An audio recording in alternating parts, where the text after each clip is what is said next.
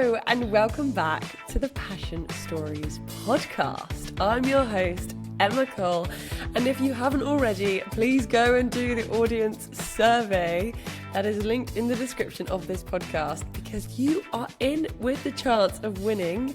I know I didn't announce the prize last episode, but the prize is a pair of Shocks Open Run Pro 2 headphones.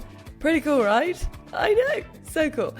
So yeah, go check it out, go to the description and make sure you do it because that would be really helpful and it would really help me out. And then in other news, wow, things are really hotting up at the Passion Stories podcast, and this is the last episode of the Passion Stories podcast normal series before we launch into the winter sport series, and I'm so excited. But don't worry, that doesn't mean that the Passion Stories podcast is no longer. It is just turning into a themed series before then it hops back to the classic Passion Stories podcast. And I'm buzzing, I'm so excited, as I am for this week's guest. And I thought I'd preface this with just explaining why I really wanted to interview this week's guest, because I've basically done quite a lot of research. As a journalist, you're always looking for stuff to pitch to the media. And I have looked at a lot of studies that show how much Pilates is growing. I've looked at a lot of studies which show how much Pilates is growing. It's actually apparently more popular than HIIT nowadays, as people are basically just choosing strength and flexibility over high impact workouts. Google searches are up in the UK and also in the US as well. More people are basically doing Pilates. So who better than to speak to than a wonderful Pilates educator and practitioner, James Shaw. James has a classical Pilates studio on Margate's seafront. James is a really phenomenal Pilates instructor and practitioner, and his studio is so beautiful. I highly recommend going to have a look at it. It looks unreal.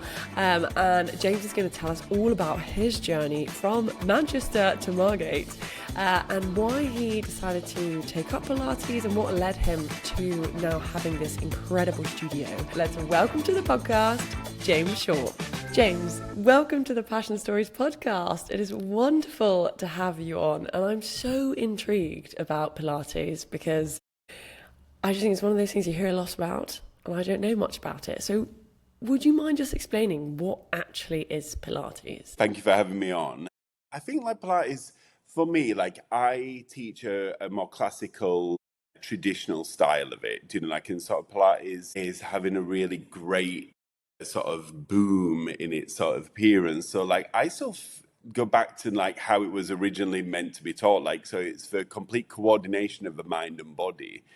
So, and I think that's the sort of where I sort of bring it back to is I help people to learn how to connect into their bodies and for them to sort of understand how to move their body better so then they can then do their life better. So that's how my sort of style of teaching is always to sort of help the person to understand their body better, and then they then get to take that out into their life as such.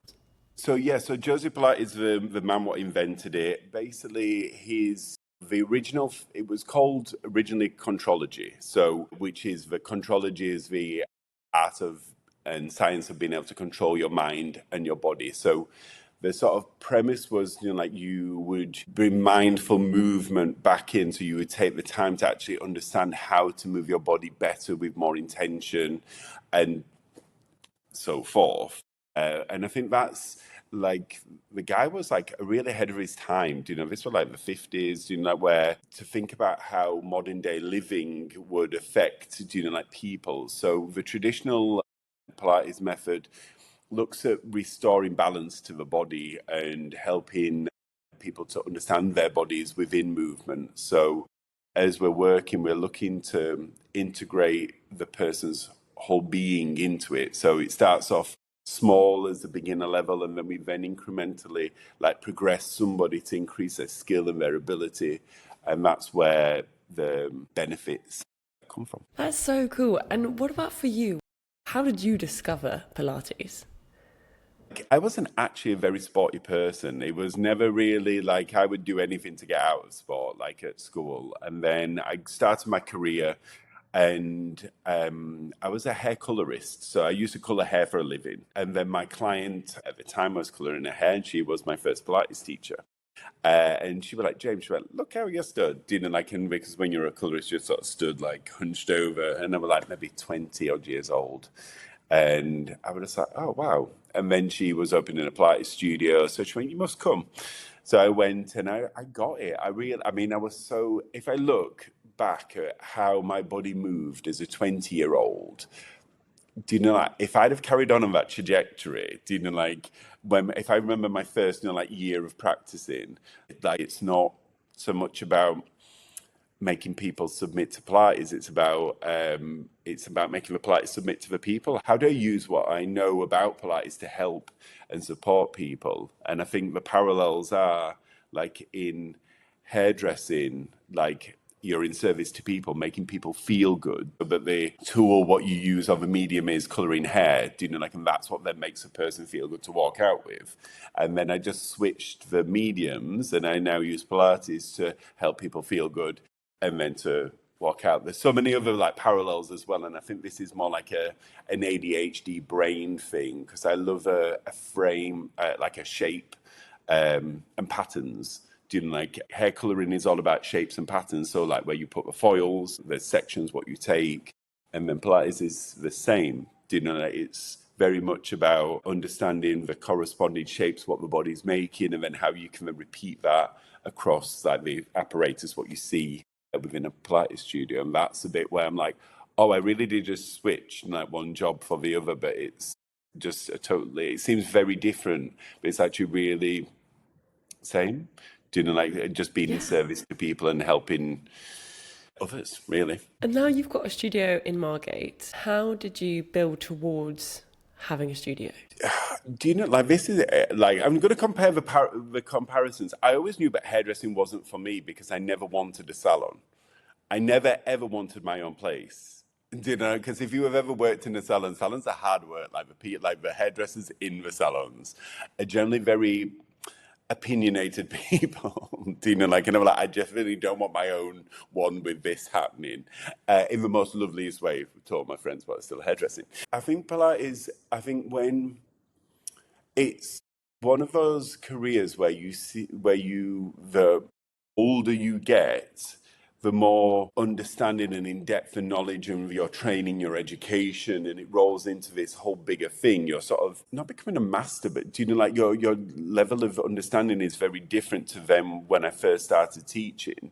And I feel when in hairdressing, felt like it was maybe the other way. The older you got in hairdressing, you needed to have a salon because you were getting old and you maybe weren't with it. And maybe that's not a true fact. You know, that's just how it felt for me. So yeah, so I don't know, like, I never planned to like it were always there. I knew I would, like, I wanted one, but it were never like I think this is what we were saying before the start. I've never had a like, right here and then plot. I just basically have taken opportunities what have come to me or come via me or thing, which have then taken me on this like meandering river of opportunities, exciting things. So yeah, so the studio happened, I think, digging deeper. So the studio happened. I had like a bigger life crisis. You know, like my mum passed away, and it just made me really consider like how I was living, what I was doing with my life. You know, I have a brilliant life, but then it sort of made me think about my own mortality and, you know, like, what if I only had. She was 62 and I was 40 when it happened, and I was like, if I'd only got 22 years, like what do I want from that? Do you know, like, and how do you maximize and optimize the life what you have to then to live the life what you want to live? And then this is where I stopped drinking, and I think this, like, it sounds really cliche, but it was a pivotal point where I stopped drinking to help me to deal with the grief and the things. That's how it started. Then I was like, oh my God, I really enjoy this. Do you know, I don't know why I ever drank. From the stop drinking, it sort of really laser focused, like how and why I'm here and what I wanted. And the whole thing of like understanding, like the thing, what I love is actually sharing things with people. Do you know? So, yes, I know like when you work for somebody else, you can still have that same thing, support them in their journey. And actually, I've never had a plan ever in my life. Like, I learned early on, but you'll lose two things, have a bit of time or some money. Those are the risks in most ever situations. And I think when I learned that long ago, it was actually a really freeing thing where I then, took more risks because I was like, well, I'll just get a different job. And I think I always told myself, like, if it don't work out, I'll just get a job at Morrison's, or I'll just get a job at Greg's, or I'll get a job anywhere. Like, I can get a job, I'm employable. So actually taking the risk, the worst thing you do, you end up working at Greg's, or you could actually have your dreams coming true. Yeah, completely. No, that's an incredibly like empowering mindset as well. And I mean, I just wanted to ask about that sort of the ADHD side of things, because typically you might not think ADHD and Pilates go together. How has it been for you, like mixing the two? I think this is why I resonate so highly with it. And it isn't until like these, like maybe like last 5 years, I've actually realized that the reason why it calms my brain. How I feel I connected with it is because when you're doing Pilates in this traditional way, your mental focus has always been brought inwards. And in way with the persons with my particular brain, it's very, as you can sort of see, some glimmers will come out, and I'm like, ooh, like a little bit out of, like not control, but like very erratic and a bit chaotic. Where I find when I'm doing Pilates, it brings me into myself and actually sends me in, and I'm not very in there very much, like, or I didn't used to be. And then what I then have, and what I've later realized now, is the actual teaching of it gives me the same thing, because when you're teaching, I'm obviously understanding I'm teaching the people what are there. I'm then reading what's happening while I'm teaching them. I'm having to listen to them. There's this constant feedback loop, which allows me to go into this hyper-focused state, which then actually, when I finish teaching, I'm actually really calm, and it's not really taken very much from me. I think it helps me manage how I am in daily life, like really well, because it actually takes me out of here where I can be up in my head like a lot of the time. And And I think I'm quite a very externally stimulated person. So I think that's what the Pilates and has done for me, both in teaching and in practicing. And obviously I found it first practicing, which I've never, like I said, this was quite a recent, like within the last 5 years. And then this then led to, I'm actually writing a book about like how to create inclusive spaces for neurodivergence. Like how do we like make, because I think a lot of the time in fitness it's very, this is how it's always been, get on board or get out. So looking to like use how I teach and like how I help others discover this, like in a more practical form. So yeah, I've got the manuscript is like end of May. Let's hope it's May. And I'm sort of like halfway through at the moment, like sort of formulating this thing of like, how do we make inclusive spaces, and how do we speak? And how do we use our language really well to help people to connect to themselves where there might not be whatever their learning style is?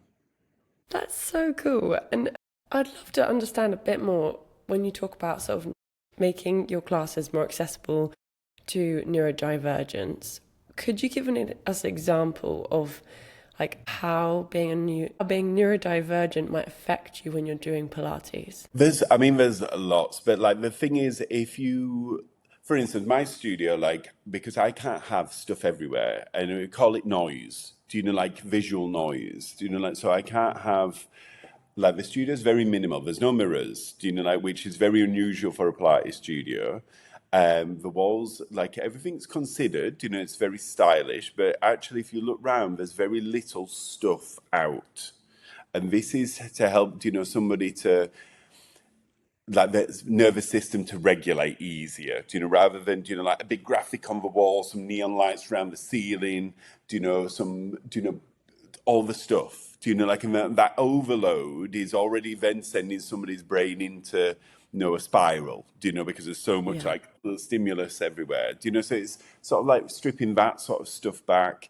I actually have I played like a beautiful like classical piano music, just softly in the background, just taking the edge off, like it's also like having no music, like and making so there's not as much physical stimulation, like, and then people can be more present within the teaching. It's also learning to read people, like actually, people not giving direct eye contact, like they're looking at, and there's things like this, like being invitational, being more, could you do this for me?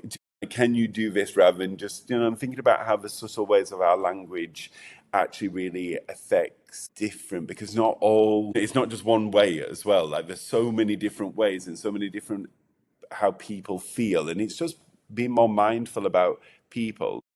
We have classes where the lights are not on, like, and there's more low level lights, Cool. lower sensory, like lights, for instance, like you laid under the lights, you're going up and down, like, and trying to remove those type of barriers from people. So they're the most simple ones to create space for neurodivergent students. Like it's more just being considered, and what sort of the book specifically about is how to lighten your word count. Like how to say things like impactful, like, and actually leave space, because your biggest way as a teacher, like as a Pilates teacher for me, is knowing how to leave enough space so somebody can hear you, and then you can read them, and then you can then go again. So it's more intuitive, to what you're seeing somebody give you, as opposed to like one hard fixed way. I mean, you say it now and it all makes complete sense. It Yeah, makes me wonder why is that not the standard? just think it's just more because it's that whole thing of like, now we've just got more awareness, like, of it, as opposed to it just being, like the neuronorm, like it's just making sure, but like every brain is considered, like, because it's this in Pilates is this way of like learning. You go in your course, you get taught to teach, or you get taught to recite exercises. Put your hands here, put your feet here, do this 10 times. Put your hands here, put your feet here, do this 5 times.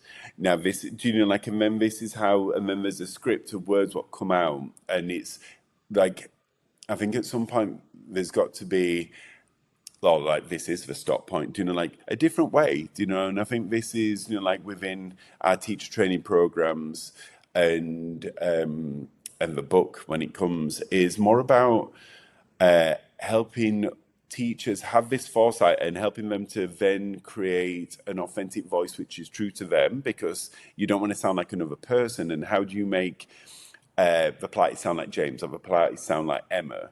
Like, and how do you then, because Yeah. that's what then by your clients, by you thing. It's like, again, back to hairdressing, the consultation is the most important bit, because that's going to decide whether they're going to like what you do or not. So you've got to be good at getting the information out of the people.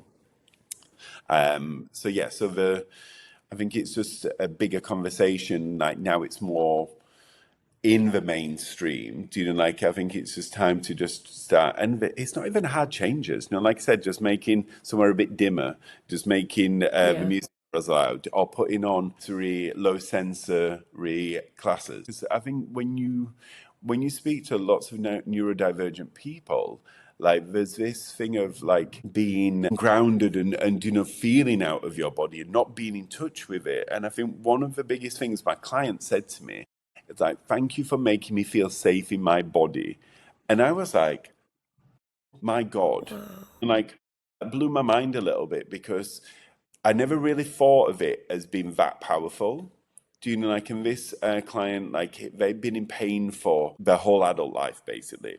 and now they're not in pain and they don't have to be scared about moving because they might put their back out or they might do their thing. And they got that because they've committed to doing Pilates, and then that's then helped them connect to their body, which then helped them to not be scared of it. And I'm just like, wow, like, and I think that's why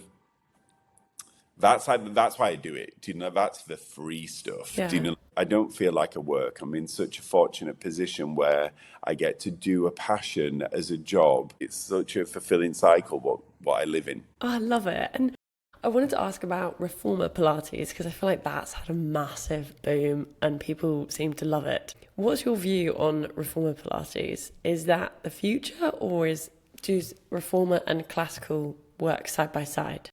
Yeah, they're definitely separate things. I think I like just a little background on this. I actually have a full contemporary certification, which is where you would teach in the, there's so many different styles because Pilates is a generic term because there were a lawsuit in the 90s, which means, but like you can call anything Pilates. So there's Oh. there's a very big like gap, do you know, like with what like the space of the things what you can. But I think for me, what I love about classical like Pilates and the reformer as a piece of apparatus is the smartness of it. Do you know, like how the reformer, the Cadillac, the towers, the chairs, all the pieces of the apparatus are all merged and all actually help you to help your students to understand their body. And I think that's what I love. And the fact that the guy what invented this did this so long ago, didn't like, and how it all laces together. Where I feel like when I taught more contemporary styles of Pilates, what I was missing is I'm like, why am I making it up? Why am I making the thing up? And then I didn't really realize until I then learned to teach classically. And then I learned that how it all laces together and then went on my journey of education through that. I feel that there's a very much a switch in the teachers. There's a account where like one's better than the other. They're not. Like we're moving people, and I think that's the biggest thing what we sort of need to look at. But I think what I'm seeing from teachers coming to the studio and wanting education is there's a whole bigger breadth of teachers will want to know more because they start off maybe doing a more dynamic reformer qualification, and then they then teach for 2 years, and then they're a little bit burnt out, and they're like, well, what's next? I always found with the classical way of teaching, like there's a really clear progression of how you take your clients from A to B, and it's a really smart system of building somebody's skill and ability. Where I sort of feel when I teach more contemporary work, I'm more entertaining the client. I'm a sort of cheerleader. Put your feet here, put your hands here, do this. Where when I teach classically, or I do teach classically all the time now, but you know, like they're part of the process and they understand what Pilates is doing with them, you know, rather than it being something being done to them. What specifically is brilliant about classical Pilates is it learns you how to integrate your whole body in movement. So if you think in daily life, like we need to learn how to use the muscles as an integrated movement pattern, because when we move, not one place switches off. So where the sort of more fitness led Pilates, which is like, this is for this muscle, this is for this specific thing, it's not a wrong way, but it's very much a fitness principle, do you know, like rather than where the classical way of looking at the body is more, how's the whole body working? Do you know what's underworking, what's overworking? And there's this very like beautiful tapestry, what you get to weave and you get to help the person to understand it in their bodies. So what I love about classical Pilates is like you can do it anywhere. Do you know, like I tell this story all the time. Like I went to Paris and there's a studio called 100, and maybe I booked a French speaking class, and then I was like, "Here's a French speaking class." Guess what? I don't speak French. Don't speak French. But within a classical thing, I didn't have to speak French, but I knew exactly what was happening within the class, and I knew like because of the actually how the classical Pilates works and trains you to understand it. So yes, I didn't speak the language, but I still had a cracking workout, and I still had that whole integration within the exercise, rather than it just being like, oh, I'm just following along. I could still follow along, but I still knew how to do it because I had my own practice. I love that. And what I would love to know, what did the instructor say to you, like before the class and after the class? Did they realize that you didn't speak French? Yeah, and like when you say you're a teacher, so it's a little bit like, yeah, so it was fine. Like it was, do you know, like, we're a great class, do you know, it's a really great studio. Like, yeah, so it's that whole thing of helping, that is, again, helps you to, you can do it anywhere, do you know, especially like classical, and sort of know what you're going to get, but then each person has Yeah. their own flavor. So like we're all teaching the same work in a classical way, but like mine has James on it. Do you know, like, and another teacher's, you know, like, and that's the sort of bit of like how my Yeah. eyes see your body move is very specific to how I see movement, and that's a bit what really intrigues me. Like, and like I get to, do you know when I was saying I like patterns and shapes? I feel like when I teach, I'm playing puzzles. So I understand what Pilates is, and then I ask for something and the body moves. And then I watch what the body moves, and then I'm like, right, how do I correct the puzzle? How do I make the puzzle more challenging? How do I get the person to respond to what I want? And that's how I play this like sort of game where I ask something, do they do it? No. Ask again, ask in a different way. Could I ask it this way? And then this like sort of thing. And that's how, like, so in my teaching day, I learn as much in a teaching day as my students learn from me. When I teach classically, like I'm demanding what I want, and I'm going to tell you what I want, and then it's more the, I'm going to say it like this, it's more like the students perform for me. You know, you're going to show me how Yeah. good you are at this. Show me. Do you know, like, rather than me dancing and prancing around in front of the class, trying to get them to do stuff for me, it's the other way around. I've built up a relationship with my clients where my clients like want to show me how good they are. And that's the sort of difference how I see the classical and contemporary. And you talked about your flavor of Pilates. How would you describe like your style, your flavor? You can get one word. You're allowed one word to describe it. There's so many words. I hate when you get told I Okay, can only do one thing. you can have three. Like, you know, like, I demand what I want. I'm demanding, not in a nasty way, but more in a like, I know you can do this. Come on, show me. In this like encouraging, Yeah. because I think a lot of the time, and this goes back to neurodivergent, like when, or neurodivergence, is sometimes when you give too many options, like it makes a person go, well, I don't know what I want. Like, can you do this? Well, can I? It's my second session. Am I allowed to do that? But what I do is like, put your hands here, put your feet here, go. Quiet, do they do it? And then I'm like, now do this. But then once I've got them into the position and they're like, oh, I feel safe within their own body, I will then be like, now could you do this? Now can you do this? Now could this happen? Do you know, like, so there's this sense of, you know, like how to make them feel comfortable and thing, there has to be a bit of like strong, assertive. And then that goes back into like I greet people. Do you know, I'll always be like, hey, how are you? You know, like if I've never met you before, do you know, like I'd be like, hey, tell me about you. Do you know, and I'm sort of sat on your level, having a little chat, because in a moment I'm going to ask for some really weird stuff. If you've never done it before, it's weird. And this is what I said to clients.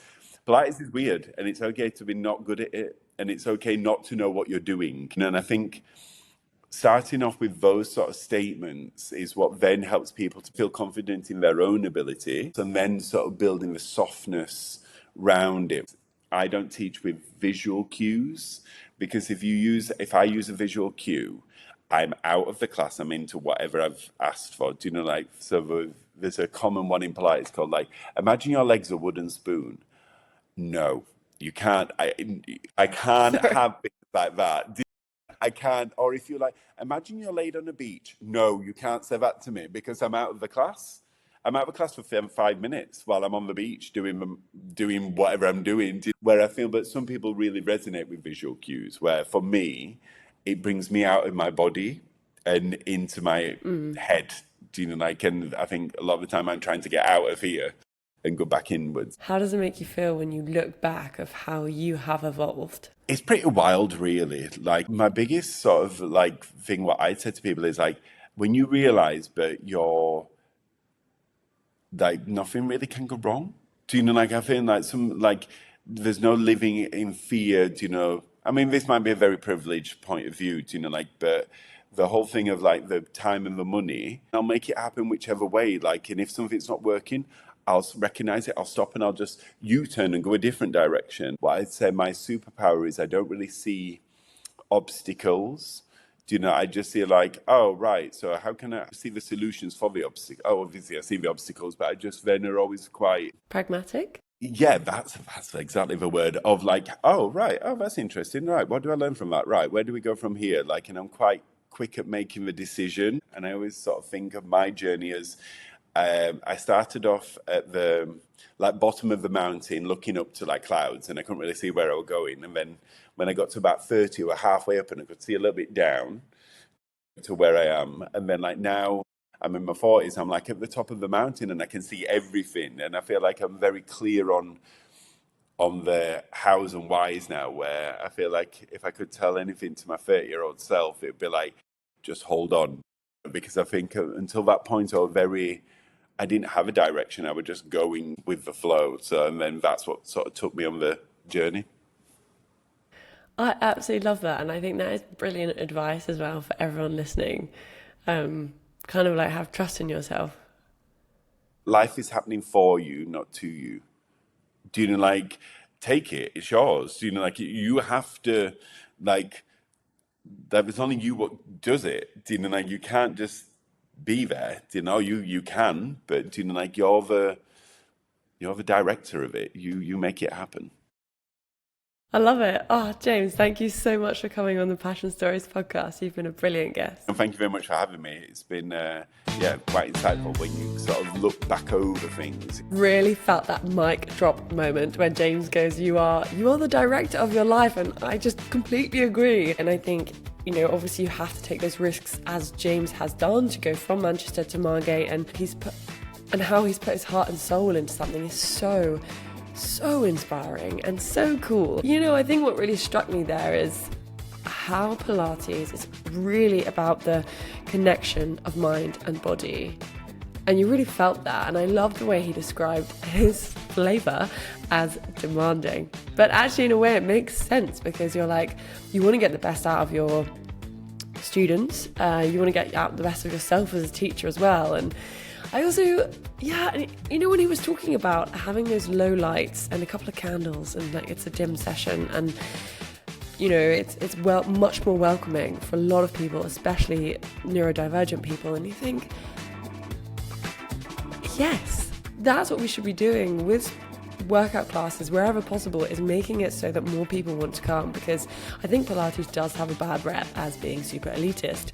And that's what, you know, we need to be doing is, James's approach I think is absolutely fantastic and incredibly inspiring. And I also loved the way he talked about how Pilates actually calms his brain and takes him sort of out of his brain rather than the ADHD side that takes him inside his brain, and it can be quite chaotic. And you really felt like when he was talking about Pilates, that really came across. So go and check out his studio. What a phenomenal guy. And yeah, his studio's on the seafront in Margate. Least I say more. And as always, make sure you follow, subscribe, like, rate. You know what to do. The Passion Stories podcast. And do that audience survey. Yes, go and win yourself a pair of Shocks headphones. You will not regret it. And also, finally, super excited to see you for the first episode of the Winter Sports series. I've been Emma Cole. Thank you for listening to the Passion Stories podcast. Thanks to TuneTank for the tunes.